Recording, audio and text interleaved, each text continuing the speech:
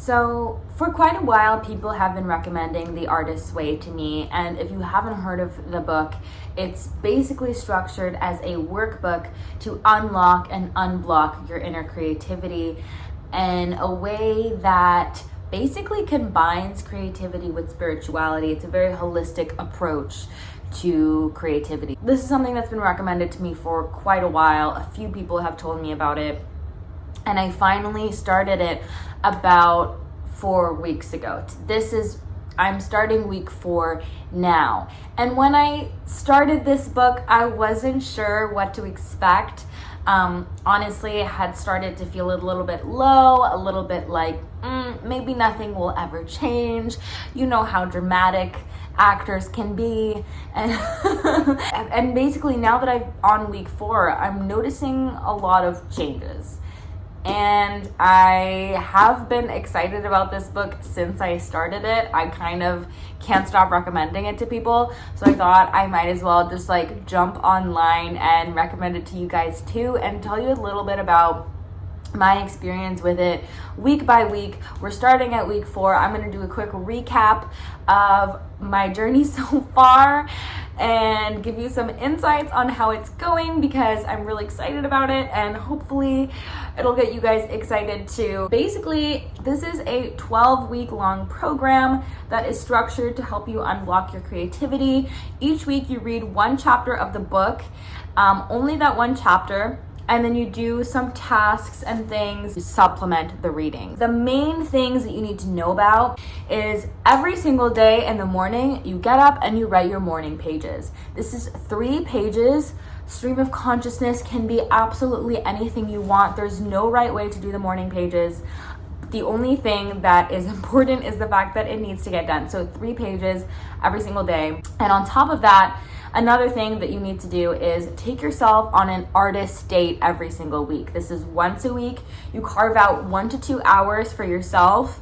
Something that your inner child would love to do, something that your inner child would have a lot of fun with and would spark some creativity in you, and you can't allow anybody else to come with you on these dates.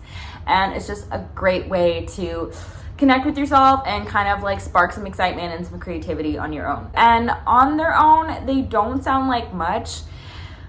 And honestly, I think that is what gets you about this book, is that you read the things, you're like, oh, I'm gonna write some pages, I'm gonna take myself out once a week, I'm gonna read these chapters. Oh, and at the end of the chapters, there's also tasks that are written, which are basically just questions that you kind of answer, prompts that you answer about, for example, list 20 things you enjoy doing. When was the last time you let yourself do these things? Next to each entry, place a date. Don't be surprised if it's been years for some of your favorites. This will change, and it's an excellent resource for your artist dates. So that's one example of tasks. Another thing is writing a list of imaginary lives of anything that you would do if it wasn't in this life that you always wanted to do but maybe couldn't do. Like, for example, a monk or a swimming teacher or a scuba diver or a lion fighter. I don't know. These are all things. You can put whatever you want. And these are just kind of ways to get you connecting with memories from your childhood, ways to get you connected with just this joyful, naive, playful spirit within you that maybe can be dampened down by the world and by you telling yourself, oh, that's not possible, that's not me. And it's really just unlocking all of that in you, even if it is subconsciously, because again, I really didn't think any of this stuff would make a huge difference, but it is. So that's the introduction to the book. And now here is why I started doing this course. I actually am a full-time creative person. I am an actor, as some people may know. I voiced Priya in Total Drama Island, the reboot on Cartoon Network. And I'm also in some other stuff that you may have seen. And on top of that, I also work in social media, so I make TikToks about the news and also interviewing people. That's kind of my thing. So I'm always kind of immersed in this kind of stuff. I am also working on other creative projects on the side. So from the outside, you might look at me and think, oh my God, she's like a very creative person. She's doing all of these things.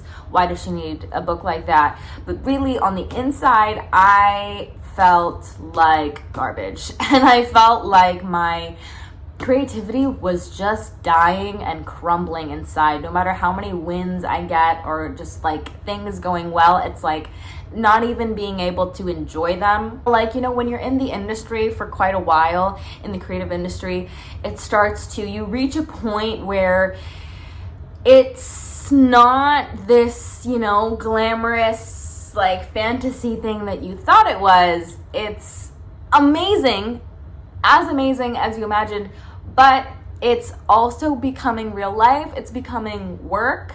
You're very aware after auditioning for so many years that, and even after things come out and you have fans suddenly, like that the fact that you're being viewed and judged, whether it's good or bad, it's like this thing of just like feeling so seen, and that just it kind of like pulls something down, and you're like, how do I please these people? How do I, you know, keep a good thing going? How do I expand past, you know, what I've just done? Is this the end for me? Have I reached my peak? You know, like, am I out of creativity? There's less gratitude because there's so much like internal judgment. So like I could be doing externally amazing, but I would just feel really shitty about myself and really not feel connected to my creativity and really just like not feeling good. And that's just not a great place to do any new work. I have so many things that I want to do. You know, I love writing. I've always loved writing, and I want to do more of it, and I want to be a writer. And I also am doing my first foray into filmmaking, and that has been difficult and long and arduous and scary. You know, now that have a larger social media presence, and on TikTok at least, I'm like, how do I, you know, build on that? Meanwhile, when I was a child or in high school and I had no followers or whatever, I would just kind of post whatever and it would be a lot of fun, and I wasn't thinking about strategies or like how to make it in this business and blah, blah, blah, blah, blah. So I just felt like adulthood and depression and self-judgment and all these things were really, really stifling me. And I just wanted to unblock that. And so that's why I started this book. The first week was all about recovering a sense of safety. And it talked a lot about your inner critic, which she describes as a censor, which is a very good word to use to describe your inner critic because it just censors you from doing or saying anything that you actually want to do or say. And so the morning pages is a great way to kind of start to deal with that, as you are forced to write absolutely anything, and you have to shut up that little voice in your head telling you that it's garbage or that it's meaningless or that's not doing anything, because you have to just do it anyway. And so yes, I did my morning pages every single day, not always in the morning. And that was another thing that I dealt with. I was like, oh my God, if the author of the book knew that I was writing this at 4 p.m., she would be shocked, stunted, embarrassed. But you know what? She doesn't know. And I did them anyway. So that's not what matters. So for me, a lot of it was like doing the tasks, doing the date. Like I did an artist date, which was, I had a class for dance that I'm not good at dance at all, but I just had a dance class pass and I went and I was like, maybe it's not enough of a date. Like I didn't plan it enough. Like I didn't make it all special. I didn't like do all these things. And I don't know what I thought I needed to do, but it's like this inherent feeling that I realized throughout the completion of all of these tasks and all of these things that like, even when I was putting in the work, there would be a part of me that would be like, that work is just not good enough. Like whatever you're doing is just not good enough. You need to try harder. So that has been something that I it's just come to the forefront. Like I'm realizing it now as I'm saying it, because it came up every single week. And yet, as I read each new chapter, and she says, "You're probably feeling like this right now. You've probably made this realization." I'm like, how did you know? And so these changes are happening, and I'm not even realizing it. So the first part was your inner censor. And that was a huge thing for me, because my inner critic, man, my therapist would know, it's loud. It is so freaking loud, to the point where I felt absolutely controlled by it. And slowly but surely, it is getting quieter and quieter. And I'm learning to say, you know what? Shut up. You know what? What you have to say is not valuable to me right now. I don't need that. And wow, that has been life-changing. Week 2 was all about identity. So the biggest things are keeping an open mind and paying attention to what's around you. I realized that I had become very anxious and very much in my own internal world, to the point where I was not paying attention to the things around me. I really feel like I have not been present in a lot of my life, because I'm just so preoccupied with my own worries and my own fears, which are often unfounded. But I don't know what had allowed me to just get into this state where I'm constantly worrying and stressing and just, again, feeling like I'm not good enough. And it's silly.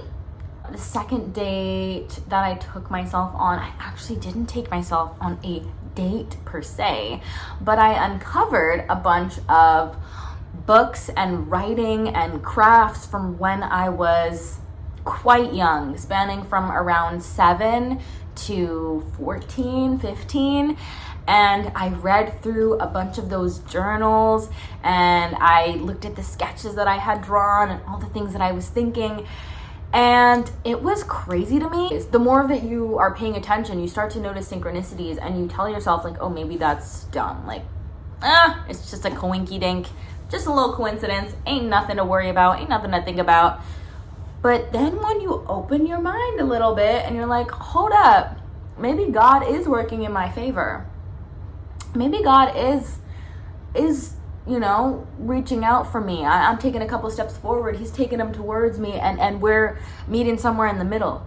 And I felt like that is really what was happening. In that there was a Hello Kitty diary that I had mentioned to somebody literally like one day, and the next night. I have not seen this diary in 12 years maybe. It just was there, and it had been pulled out of my mom's storage unit, and I didn't know that it still existed, but I had kept it in this memory box for myself, and it was there exactly like I described it. And just so many of my thoughts and so many of these things that I had been thinking about, like this gratitude journal. I was thinking about this gratitude journal that I had in the 2nd grade, and I found that gratitude journal, and there was so many funny, crazy things in there. I've been talking in this book for forever about reconvening with your child self and speaking to them and getting advice from them. And here I was doing that in a way that was like so intimate, and just so much like, wow, I really am seeing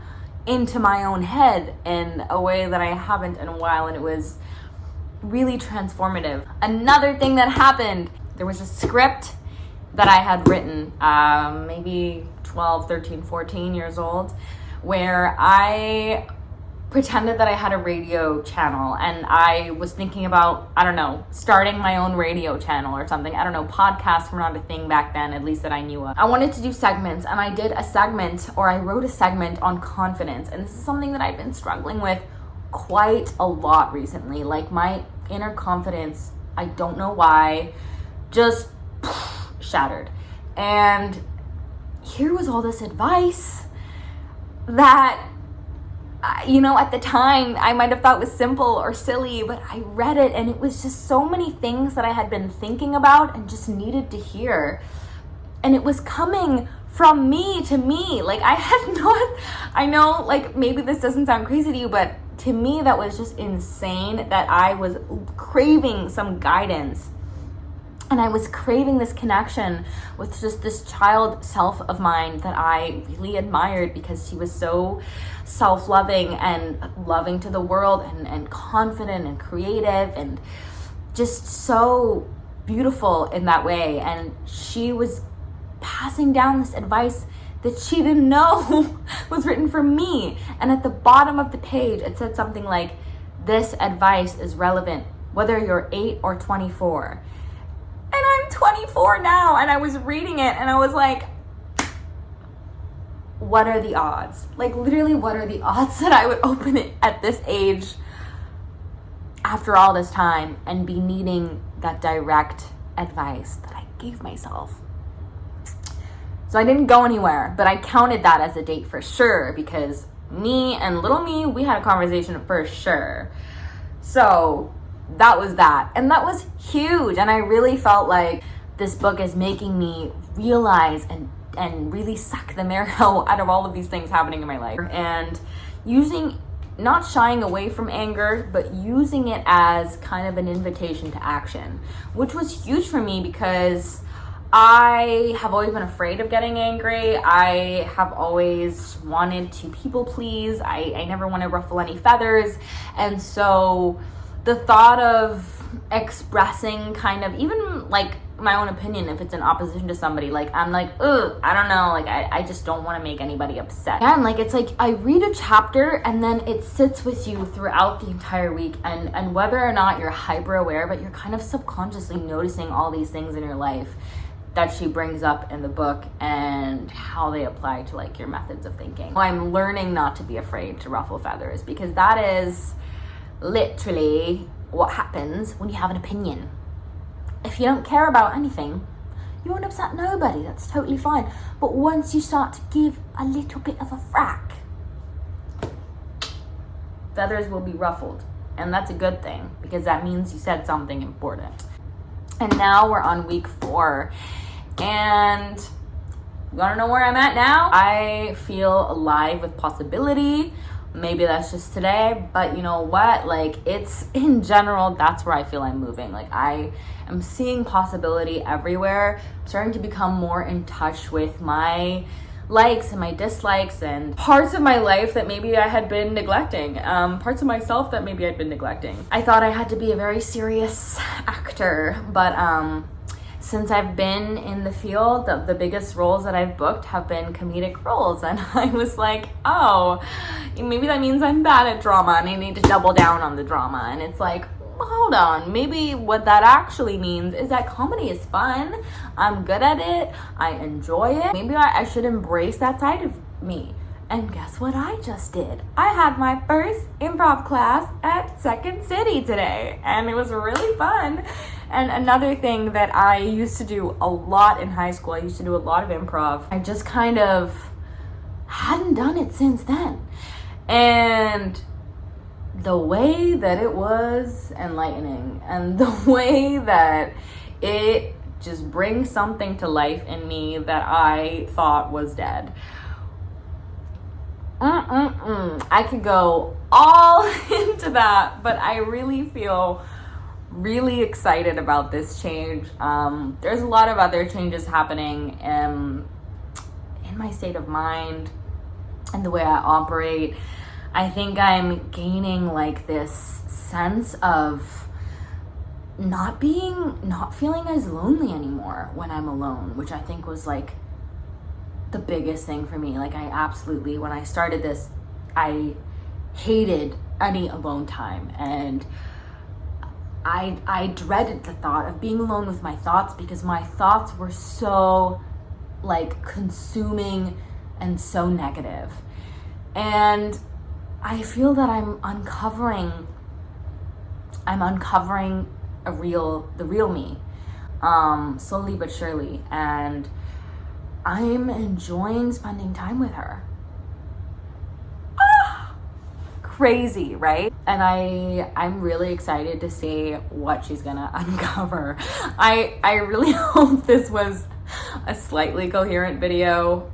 I have a lot of ideas for things that are brewing, and I don't want to go into them because I would rather just do them and you'll see yourself. I may update you on the rest of this Artist Way journey. Let me know if that's something you would be interested in. I can provide weekly updates or do a recap at the end or every few weeks. Again, it's a 12-week thing. But regardless, that's pretty much all I have to say about that, and we'll see what happens. It's a lot of things that you don't know how they're gonna work or how they're gonna make sense, but somehow you do. So you just have to trust the process. This book really is the definition of trust the process, and I'm so happy that I have trusted it so far. So yeah. I hope you're all doing beautiful and lovely, and I will see you later. Bye.